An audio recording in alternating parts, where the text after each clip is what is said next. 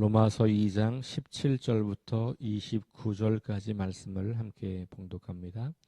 유대인이라 불리는 내가 율법을 의지하며 하나님을 자랑하며 율법의 교훈을 받아 하나님의 뜻을 알고 지극히 선한 것을 분간하며 맹인의 길을 인도하는 자요 어둠에 있는 자의 빛이요 율법에 있는 지식과 진리의 모본을 가진 자로서 어리석은 자의 교사요 어린아이의 선생이라고 스스로 믿으니 그러면 다른 사람을 가르치는 내가 내 자신은 가르치지 아니하느냐? 도둑질하지 말라 선포하는 내가 도둑질하느냐? 간음하지 말라 말하는 내가 간음하느냐? 우상을 가증히 여기는 내가 신전 물건을 도둑질하느냐? 율법을 자랑하는 내가 율법을 범함으로 하나님을 욕되게 하느냐? 기록된 바와 같이 하나님의 이름이 너희 때문에 이방인 중에서 모독을 받는도다.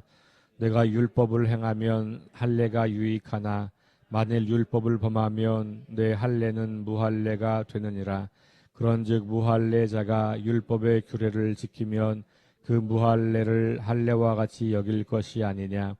또한 본래 무할례자가 율법을 온전히 지키면 율법 조문과 할례를 가지고 율법을 범하는 너를 정죄하지 아니하겠느냐. 무릇 표면적 유대인이 아니요 표면적 육신의 할례가 아니니라. 오직 이면적 유대인이며 할례는 마음에 할지니 영에 있고 율법 조문에 있지 아니한 것이라. 그 칭찬이 사람에게서가 아니요 다만 하나님에게서니라. 아멘.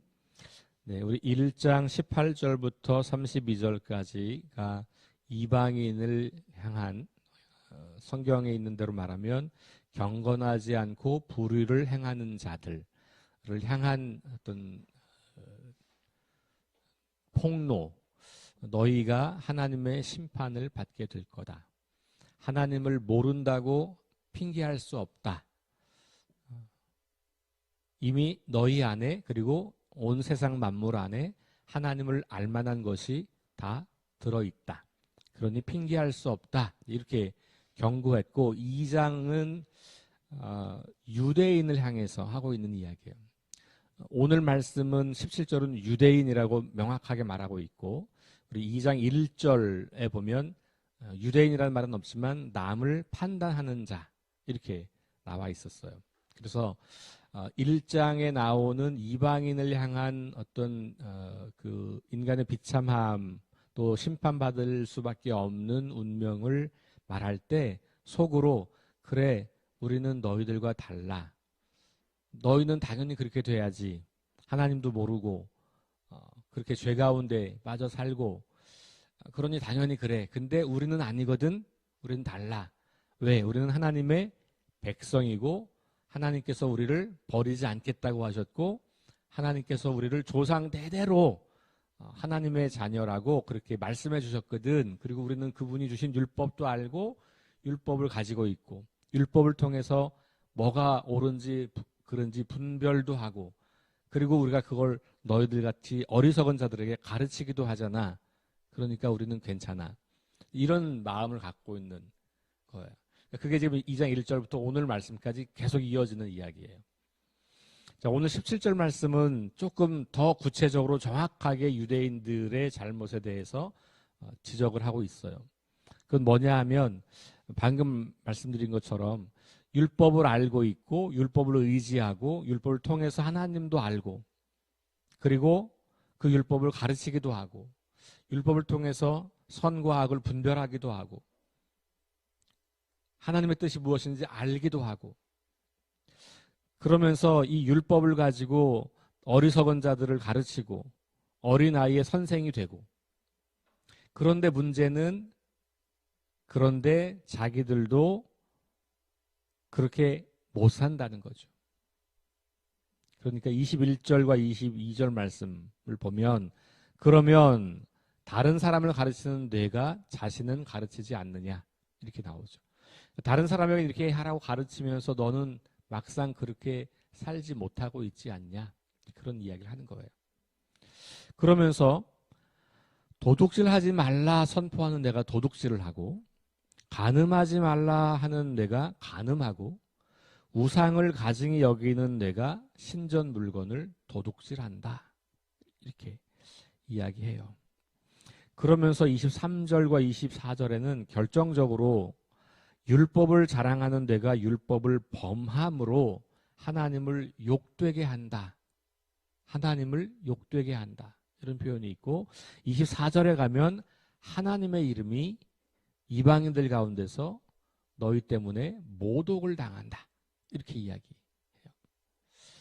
저는 개인적으로 이 본문을 읽을 때 유대인 자리에 그리스도인 혹은 제 이름을 넣어서 읽으면 너무 두려워요. 이 당시 유대인들은 지금 우리처럼 하나님을 너무 잘 안다고 생각하는 사람들이었죠. 그리고 이 기독교의 믿음의 출발점이기 때문에 잘못된 종교가 아닌 거예요. 바울도 유대인이었고 예수님도 유대인이었고, 그러니 그들이 오래전부터 수천 년 동안 지켜왔던 믿음은 그 잘못된 믿음이라기보다는 그들이 정말로 그걸 통해서 하나님을 사랑하려고 했던 거예요. 그런데 문제는 그들이 그걸 가지고 남을 판단하고 남에게 정죄하고 그러면서 우리는 도덕주의적으로 종교적으로 더 우월하다고 믿는 그 우월의식, 우리 흔히 유대인들의 어떤 선민의식 그런 말 하잖아요. 그것이 문제가 되는 거죠. 유대인들도 이들이 율법을 알고 있고 율법을 통해서 하나님의 뜻을 분별하는 거, 이거 문제 있는 게 아니에요. 그거는 너무 정확하고 좋은 거지만 문제는 어디 있냐면 그것 때문에 우리는 절대로 하나님으로부터 버림받지 않아 라고 말하는 거거든요. 오늘날 우리 그리스도인들이 가지고 있는 구원의 확신이에요. 여러분, 구원의 확신이 여러분 우리를 구원하는 게 아니잖아요. 우리를 구원하는 것은 하나님의 은혜이지 내가 확실히 믿으면 구원받고 애매모호하게 믿으면 구원 안 받고 그런 건가요? 하나님의 은혜가 우리를 구원하는 거예요. 그리고 그 은혜에 대한 우리의 응답으로서의 믿음, 이것이 우리를 구원하는 거지. 내가 세게 믿고 적게 약하게 믿고 구원의 확신이 분명하고 좀 흐릿하고 나 구원 받았나 잘 모르겠어. 끊임없이 그런 회의를 하면서 하나님 앞에 나아가는 사람도 있잖아요. 그러면 그 사람은 구원이 없다. 이렇게 볼 수 없는 거예요. 오늘날 너무나 많은 그리스도인이 내가 믿고 있는 확신 그리고 나의 그 우월감, 선민의식 이런 것들이 오히려 다른 사람들을 비난하고 정죄하고 판단하고 그리고 조롱하고 심지어는 그러기까지 하면서 자기들은 절대 그렇지 않다라고 말하면서 그러나 그 속은 그들과 전혀 다르지 않은 23절과 22절과 23절 말씀, 이 말씀이 오늘 우리에게 하고 있는 말씀이에요. 이게 단순히 문자적인 의미만이 아니라 도둑질하지 말라라고 선포하지만 우리 마음속에 탐욕이 끊임없이 올라오고 있어요. 그리고 때로는 그 탐욕 때문에 그런 행동을 하기도 합니다. 간음하지 말라라고 말하지만 우리 속마음은 끊임없이 타오르는 욕망이 있는 거예요. 우상을 가증히 여긴다고 말하지만 우리가 우상 삼고 하나님의 자리에 올려놓은 것들이 너무 많아요. 예수님도 산상설교에서 십계명을 가지고 말하면서 유대인들에게 그 당시 바리새인 서기관들 또 제자들에게 야 너희가 십계명에 이렇게 나와 있는 거 이거 문자대로만 이해하면 안 돼. 살인하지 말라 그랬는데 너 이웃을 향해서 바보라 그러면 그게 살인하는 거야. 이렇게 십계명의 율법 조항을 확장시키잖아요. 왜 그럴까요? 하나님께서 우리에게 그 문자를 주신 게 아니고 그 문자가 표현하고 있는 내용을 주신 거예요. 그거 뭡니까? 그게 살인하지 말라라는 말은 확장하면 이웃을 사랑하라는 말이에요. 근데 이웃을 사랑하는 사랑하지 못하는 가장 대표적인 것 중에 하나가 살인이라고 하는 거죠. 그러니까 살인하지 말라라고 하는 것은 단순히 죽기 전까지는 때려도 되고 죽게 하면 안 돼 이런 얘기가 아니잖아요. 그렇죠? 그러니까 예수님은 그걸 말씀하신 거예요. 그러니까 율법이 뭘 말하려고 하는가를 예수님도 말씀해 주신 거잖아요. 그러니까 바울의 지금 이 이야기도 우리가 이것을 그냥 문자로 이 당시 유대인들은 막 살인을 했나 보지? 거짓말을 밥 먹도 됐나 보지? 이렇게 이해하는 게 아니고 이들의 내면을 들여다보면 겉으로는 유대인이니까 말씀을 알고 있으니까 율법을 통해서 하나님의 뜻을 알고 있는 사람이라고 하니까 겉으로는 괜찮은 것 같지만 그 속을 들여다보면 이방인과 별 차이가 없다는 이야기를 하는 거예요.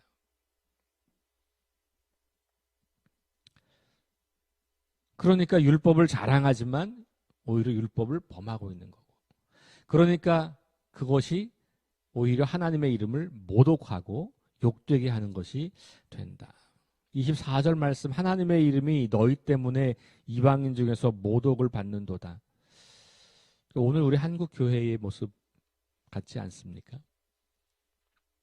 하나님의 이름이 지금 사람들에게 그냥 너무 우스운 존재처럼, 하나님 믿는 우리들은 약간 좀 정신 나간 사람처럼 그렇게 여겨지는 시대를 살고 있어요. 그게 그들이 우리를 공격해서 그런 겁니까? 아니, 우리가 그렇게 살기 때문에 그런 거잖아요. 그렇죠. 우리 교회가 그렇게 살아가는 모습 때문에 하나님의 이름이 땅바닥에 떨어져서 짓밟히는 거예요. 우리 주기도문 주님께서 가르쳐주신 기도에 하나님의 이름이 거룩히 여김을 받으시오며, 예수님께서 우리에게 기도하라고 가르쳤을 때 너희가 기도할 때 이렇게 기도하라. 하늘에 계신 우리 아버지여, 당신의 이름이 거룩하게 여김을 받으시옵소서. 그러면 여러분, 하나님의 이름은 원래 거룩하잖아요. 그렇죠? 우리가 하나님의 이름을 더 거룩하게 만들 수가 없어요. 그렇잖아요. 어떻게 그분의 이름을 우리가 무슨 힘을 더해서 그분의 이름을 더 거룩하게 해요? 원래 그냥 거룩하신 분이에요. 근데 문제는 뭐냐 하면 우리가 그 하나님을 반영하는, 비춰주는 거울이기 때문에 사람들이 우리를 통해서 하나님의 이름을 알아가고 높여가는 거예요. 그러면 우리가 그것이 하나님의 이름을 높이는 거고 거룩하게 하는 거고 하나님께 영광을 올려드리는 거죠. 그런데 우리의 삶의 모습을 보고 사람들은 하나님의 이름이 별거 아닌 것처럼 그렇게 생각하는 거예요. 그러니까 이 바울 당시 유대 그리스도인들, 또 유대인들이 매우 형식적이고 종교적인, 도덕적인 우월성은 말하지만, 종교적으로 자기들은 더 낫다고 말하지만 실제 삶에서는 전혀 나은 것이 없고, 그러니 오히려 더 시궁창 같은 거죠. 위선적이니까. 이방인들이 하나님 모른다고 치고, 모르니까 그런다고 칩시다.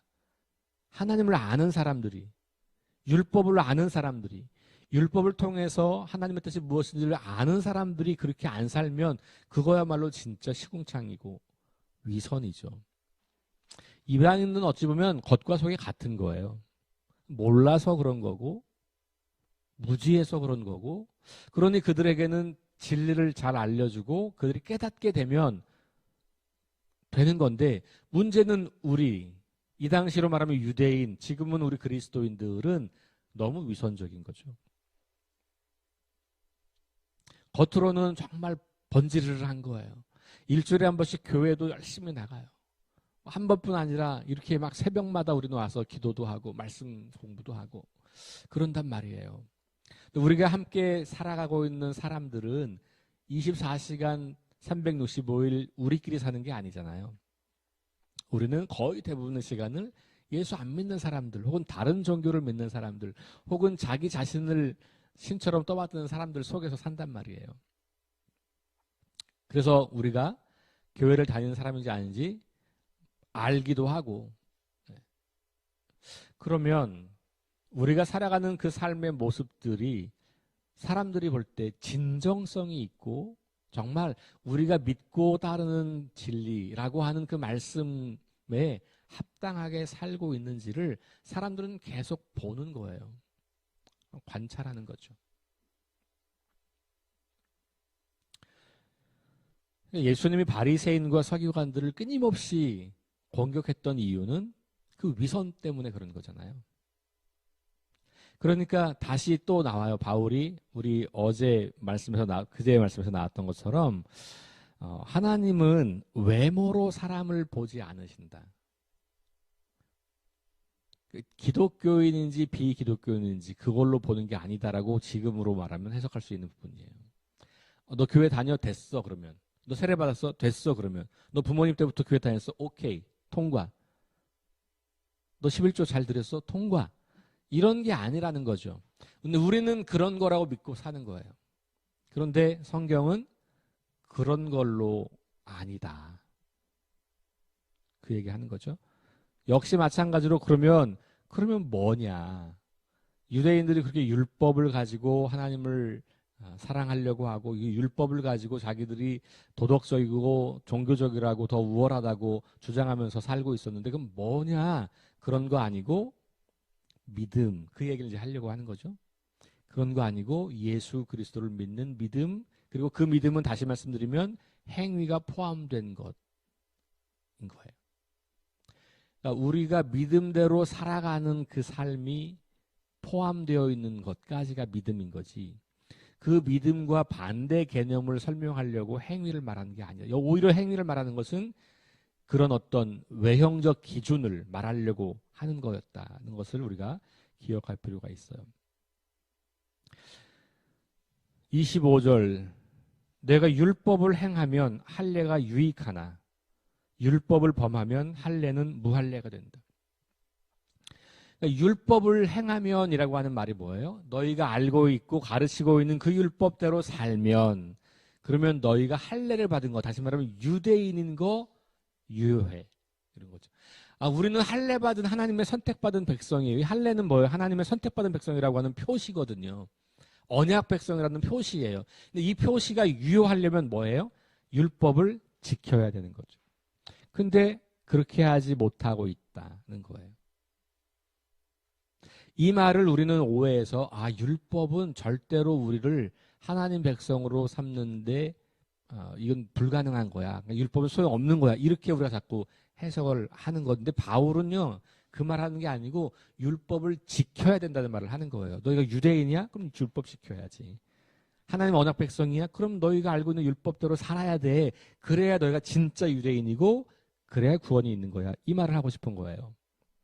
물론 인간의 실존이 그걸 하지 못하고 있는 것을 말하고 있기도 하지만 그럼에도 불구하고 그것을 지켜 행하는 삶을 사는 것을 중요하게 여기는 거고 예수님도 똑같죠. 너희의 의의가 바리새인보다 낫지 아니하면 너희가 하나님 나라에 갈 수 없다.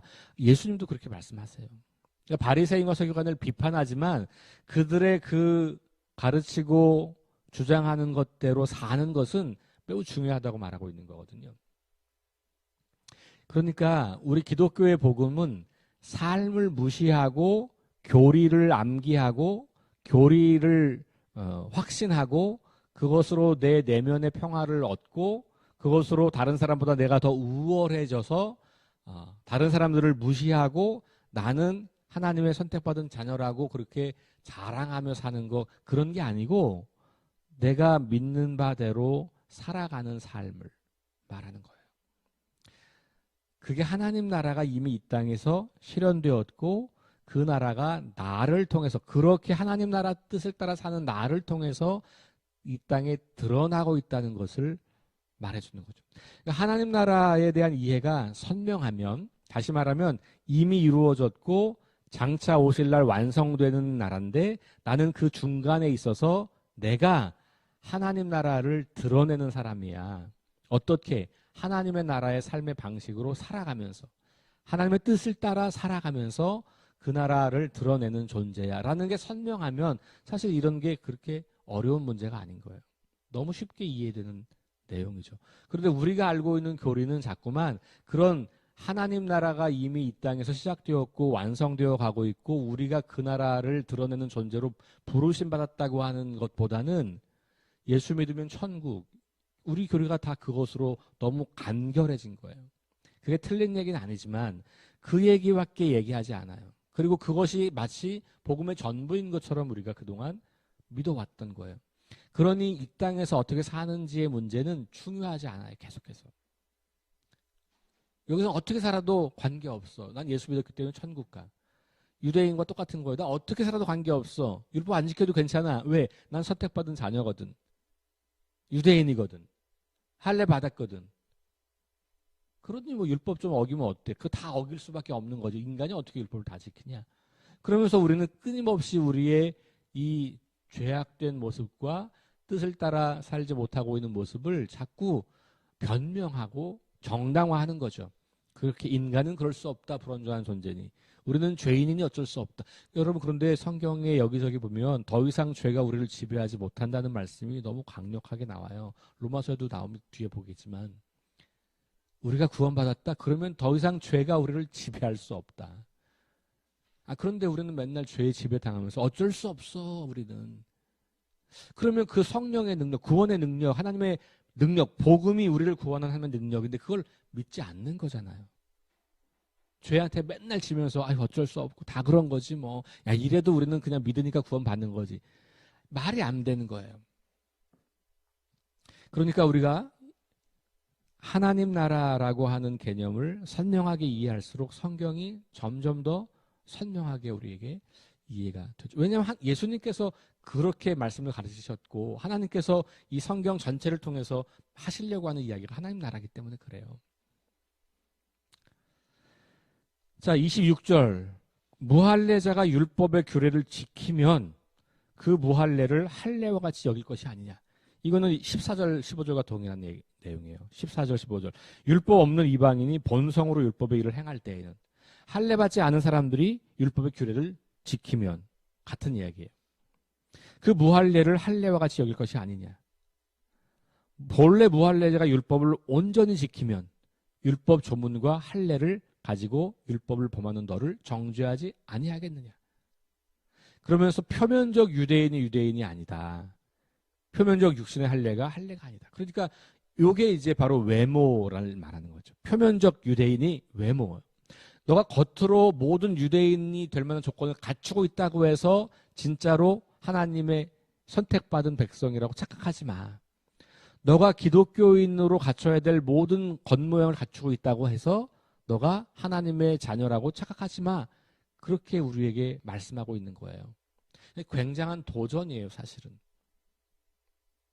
물론 어제도 말씀드렸지만 바울은 어떤 인간도 다 하나님 앞에서 타락해서 완전히 부패해서 하나님을 알 수 없는 존재, 하나님의 영광에 이르지 못하는 존재라고 전제하고 있기 때문에 이런 사람이 있을 거다라고 생각하고 말하는 건 아니에요. 이건 뭘 강조한다고? 유대인들에게 너희가 율법을 지켜 행하는 것이 얼마나 중요한지를, 그리고 그것을 통해서 너희가 진짜 유대인 된다고 하는 강조하려고 하는 거지, 이런 사람이 정말 있을 거라고 생각하지는 않는 거예요. 다 타락했고 다 완전히 망가졌고 다 깨어진 존재라는 걸 전제하고 있어요. 그러니까 예를 들어서 이렇게 이 유대인들이 좀 이해하기 쉽도록 자기들에게 주어진 이 율법을 지키는 것이 얼마나 중요한 것인지를 말해주려고 하는 것뿐이죠. 이면적 유대인이 유대인이고, 그러니까 여기 이면은 내면이라고 말하는 거죠. 겉모양이 아니라 속사람이, 이런 거죠. 그래서 할례는 마음에 있는 거지 몸에 있는 게 아니다. 율법 조문에 있는 게 아니다. 이런 이야기를 하는 겁니다. 자, 오늘 우리 말씀 다시 한번 좀 깊이 묵상하시면서, 그동안 우리가 그리스도인, 기독교인이기 때문에 자부심을 가지고 구원과 관련해서 나는 절대로 이 구원을 빼앗기지 않는다고 우리가 생각을 하기도 하고, 구원의 확신이 분명할수록 우리는 더 하나님 앞에 합당하다라고 여기기도 하고, 뭐 세례를 받으면 뭐 어떤 뭘 하면, 종교적인 의무를 하면 괜찮다라고 했던 그런 모습들을 좀 다시 점검하시면서, 바울이 하려고 하는 이야기는 어느 누구도 우선권을 가지지 못한다는 거죠. 어느 누구도 하나님의 심판에서 제외가 없다라는 것을 말하고 있는 거고, 어느 누구도 복음이 없이는 하나님의 자녀로 설 수 없다라고 말하는 것이고, 어느 누구도 하나님의 그 구원하는 능력을 제외한 다른 어떤 것을 우상으로 섬긴다고 해서 그것이 효력을 발생시킬 수 없다라는 것을 말해주고 있는 거죠. 그러니까 우리의 종교성과 도덕성과 우리의 믿음조차도 우상이 될 수 있다는 얘기를 하는 거예요, 바울은.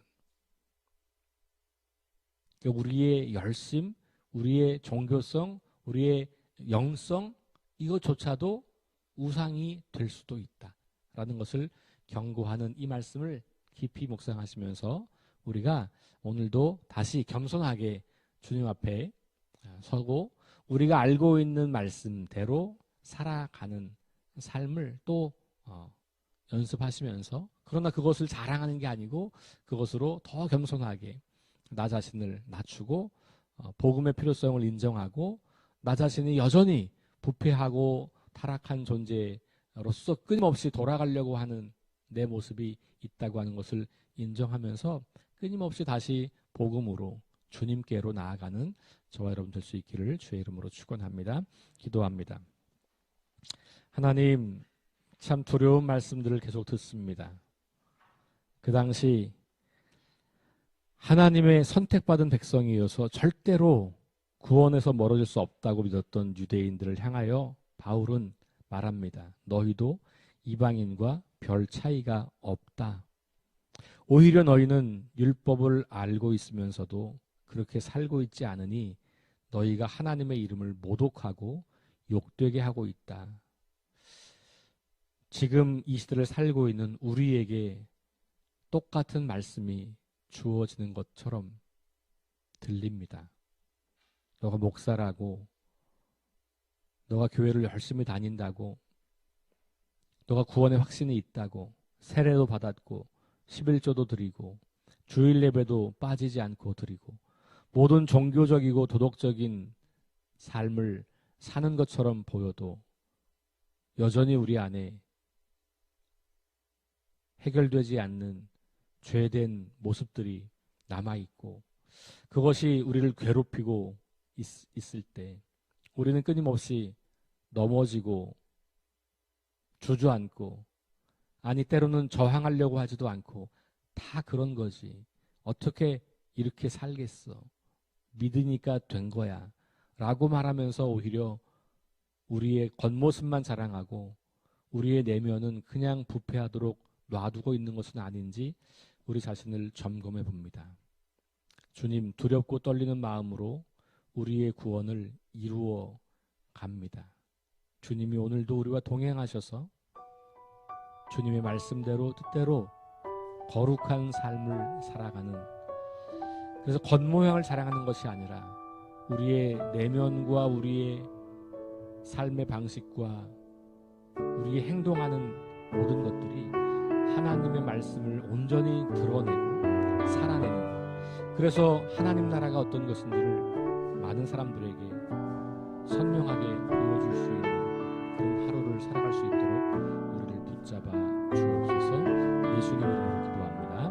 아멘. 네 가지 기도 제목 가지고 함께 기도합니다. 성령의 능력으로 하나님 나라를 증언하고 살아내게 하소서. 하나님 말씀이 기준이 되게 하소서. 질병과 연약함으로 고통당하는 사람들을 치유하여 주소서. 전쟁과 자연재해와 가난과 억압으로 고통당하는 지구촌 이웃들에게 은혜를 베푸소서. 우리 함께 합심해서 기도하시고 개인 기도하고 돌아갑니다.